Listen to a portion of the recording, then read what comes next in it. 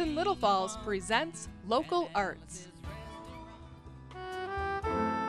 This week we head to Ilion to meet artist Jim Parker on Clap Saddle Farm. The cider mill was started by his great-grandfather, and Jim's roots run deep in the Mohawk Valley.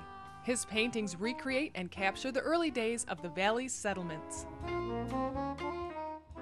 Well, we started, the first watercolor was in 1982.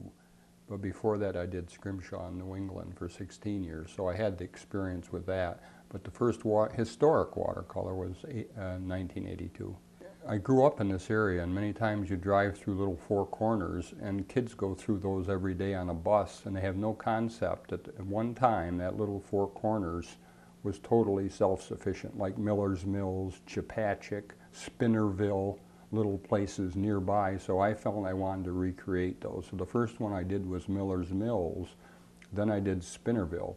So now anytime a child's bus goes through there, they know where the grits mill was, the sawmill, they know where the blacksmith was, they know where the wagon shop was, so that they understand that our whole country was based on self-sufficiency and hard work. And it's all about pride and community, because if the fourth graders are instilled with pride and community, they'll probably live here after they're out of school. If they're not instilled with the history of the area and pride and community, they're not going to stay here.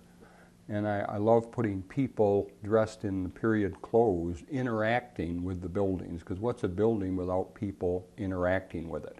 So I always have animals and people interacting, and that way a child can look at it. I do a lot with fourth grade with local history. That's the year they study it.